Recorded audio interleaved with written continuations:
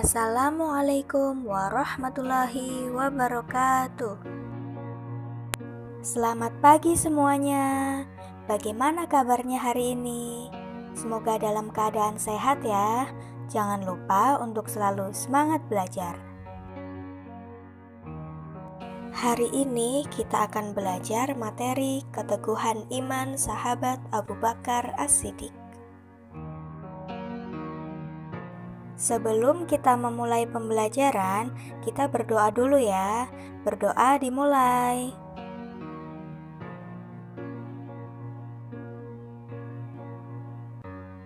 Selesai. Inilah tujuan pembelajaran kita hari ini. Nama Abu Bakar As-Siddiq radhiyallahu anha tidak asing lagi bagi sekalian umat Islam, baik dahulu maupun sekarang. Dialah manusia yang dianggap paling agung dalam sejarah Islam sesudah Rasulullah Shallallahu Alaihi Wasallam. Kemuliaan akhlaknya, kemurahan hatinya dalam mengorbankan harta benda dan kekayaannya, kebijaksanaannya dalam menyelesaikan masalah umat, ketenangannya dalam menghadapi kesukaran, kerendahan hatinya ketika berkuasa, serta tutur bahasanya yang lembut lagi menarik adalah sukar dicari bandingannya baik dahulu maupun sekarang. Dialah tokoh sahabat terbilang yang paling akrab dan paling disayangi oleh Rasulullah Shallallahu Alaihi Wasallam. Karena besarnya pengorbanan beliau itulah Rasulullah Shallallahu Alaihi Wasallam pernah mengatakan, Islam telah tegak di atas harta Siti Khadijah dan pengorbanan Abu Bakar. Beberapa keistimewaan beliau adalah karena Abu Bakar As-Siddiq radhiyallahu anha adalah seorang sahabat yang terkenal karena keteguhan imannya. Rasulullah Shallallahu Alaihi Wasallam pernah menyanjungi sahabatnya itu dengan sabdanya, jika ditimbang iman Abu Bakar As-Siddiq dengan iman sekalian umat, maka lebih berat iman Abu Bakar. Mengapa demikian? Di antara jawabannya adalah karena beliau tidak mencintai dunia ini. Cintanya pada Allah dan Rasul-Nya melebihi apapun. Dan yang kedua adalah karena rasa takutnya pada yaumul hisab atau pengadilan Allah Subhanahu wa Ta'ala. Suatu ketika beliau berkata, alangkah beruntung jikalau diriku tercipta hanya seperti selembar daun yang tidak dihisab pada hari kiamat nanti. Dua keadaan inilah yang menyebabkan Nabi bersabda bahwa imannya adalah paling berat dibanding iman umat Islam semuanya. Sedikit gambaran tentang Abu Bakar radhiyallahu anha. Setelah ia masuk Islam, dia telah menginfakkan 40.000 dinar untuk kepentingan sedekah dan memerdekakan budak. Dalam perang Tabuk, Rasulullah Shallallahu Alaihi Wasallam telah meminta kepada sekian kaum muslimin agar mengorbankan hartanya pada jalan Allah. Tiba-tiba datanglah Abu Bakar radhiyallahu anha membawa seluruh harta bendanya lalu meletakkannya di antara dua tangan baginda Rasul. Melihat banyaknya harta yang dibawa oleh sahabat Abu Bakar radhiyallahu anha bagi tujuan jihad itu, maka Rasulullah Shallallahu Alaihi Wasallam menjadi terkejut, lalu berkata kepadanya, hai sahabatku yang budiman, kalau sudah semua harta bendamu kau korbankan, apalagi yang akan engkau tinggalkan buat anak-anak dan istrimu? Pertanyaan Rasulullah Shallallahu Alaihi Wasallam itu dijawab oleh Abu Bakar As-Siddiq dengan tenang sambil tersenyum. Ujarnya, saya tinggalkan buat mereka Allah dan Rasul-Nya. Diriwayatkan oleh At-Tirmidzi oleh Umar ibnul Khattab berkata, Rasulullah Shallallahu Alaihi Wasallam memerintahkan kita untuk bersedekah. Saat itu aku memiliki harta, maka aku berkata, pada hari inilah aku akan mengungguli Abu Bakar. Semoga aku mengunggulinya pada hari ini. Maka aku pun mengambil setengah hartaku. Maka Rasulullah Shallallahu Alaihi Wasallam bersabda, apa yang engkau tinggalkan untuk keluargamu?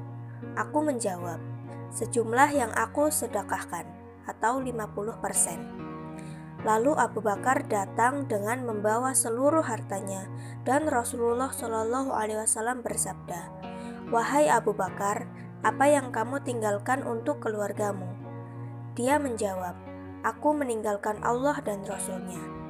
Lalu Umar berkata, "Demi Allah, aku tidak bisa mengungguli Abu Bakar dalam kebaikan untuk selamanya."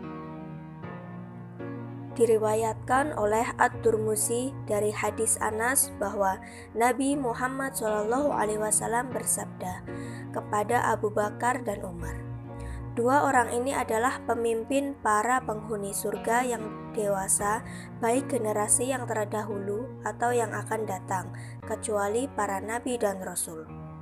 Imam Bukhari rahimahullah membuat bab di dalam kitab Fadail As-Sahabah dengan judul Bab Sabda Nabi Shallallahu Alaihi Wasallam. "Tutuplah pintu-pintu di dinding masjid kecuali pintu Abu Bakar."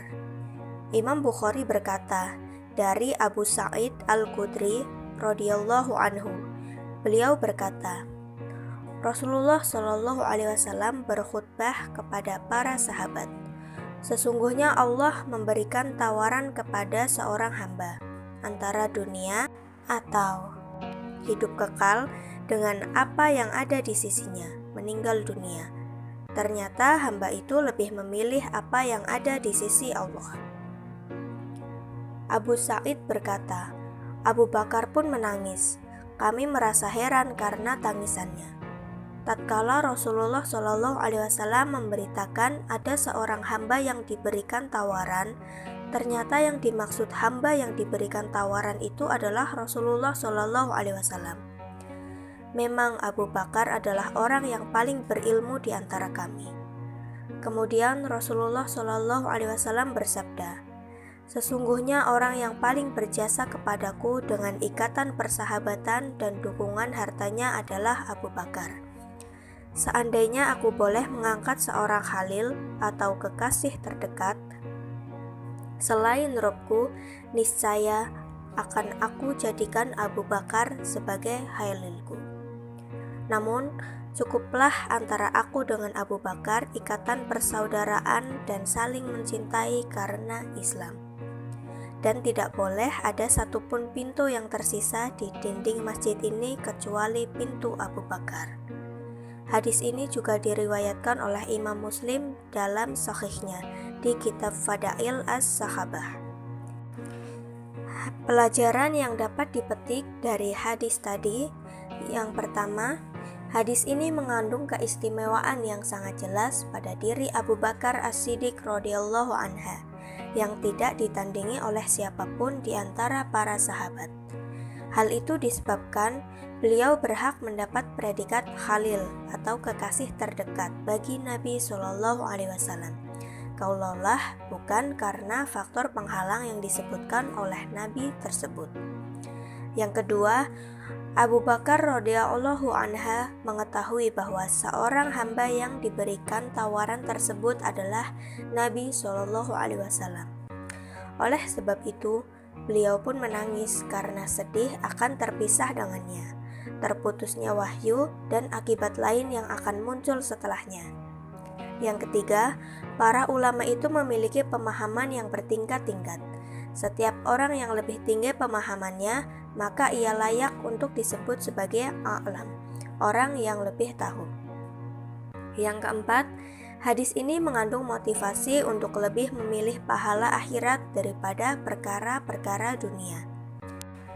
Yang kelima, hendaknya seseorang berterima kasih kepada orang lain yang telah berbuat baik kepadanya dan menyebutkan keutamaannya.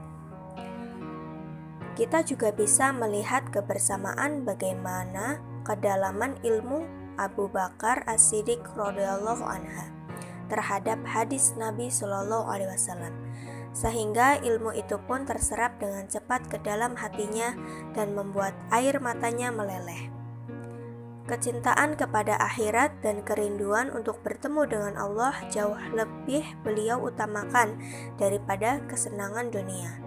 Beliau sangat menyadari bahwa kehadiran Rasulullah Shallallahu Alaihi Wasallam di tengah-tengah para sahabat laksana lentera yang menerangi perjalanan hidup mereka. Nikmat hidayah yang dicurahkan kepada mereka melalui bimbingan Nabi Shallallahu Alaihi Wasallam adalah di atas segala-galanya.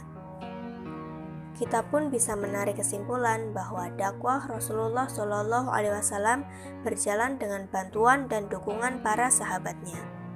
Beliau dengan kedudukan beliau yang sangat agung, tidaklah berdakwah sendirian. Terbukti pengakuan beliau terhadap jasa-jasa Abu Bakar yang sangat besar kepadanya. Tentu saja yang beliau maksud bukan semata-mata bantuan Abu Bakar untuk kepentingan pribadi beliau, akan tetapi demi kemaslahatan umat yang itu tidak lain adalah dalam rangka dakwah dan berjihad di jalan Allah. Hadis ini juga menunjukkan betapa agungnya kedudukan Abu Bakar di mata Nabi Shallallahu Alaihi Wasallam yang melebihi sahabat-sahabat yang lain. Nabi tanpa malu mengakui keutamaan Abu Bakar radhiyallahu anha.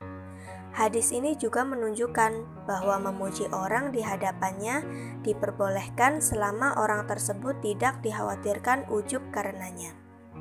Hadis ini juga menunjukkan bahwa kecintaan yang terpendam di dalam hati pasti akan membuahkan pengaruh pada gerak-gerik fisik manusia. Kecintaan yang sangat dalam pada diri Nabi Shallallahu Alaihi Wasallam terhadap Abu Bakar pun tampak dari ucapan dan perbuatan beliau. Kalau kita mencintai Rasulullah Shallallahu Alaihi Wasallam, maka konsekuensinya kita pun mencintai orang yang beliau cintai. Kecintaan yang berlandaskan Islam dan persaudaraan seagama. Itulah materi pembelajaran kita hari ini. Dan ini kesimpulan materinya. Nah, selesai sudah pembelajaran kita hari ini. Semoga dapat bermanfaat dan dapat kita terapkan dalam kehidupan sehari-hari. Untuk mengakhiri pembelajaran, kita berdoa dulu ya. Berdoa dimulai. Selesai. Saya akhiri. Wassalamualaikum warahmatullahi wabarakatuh.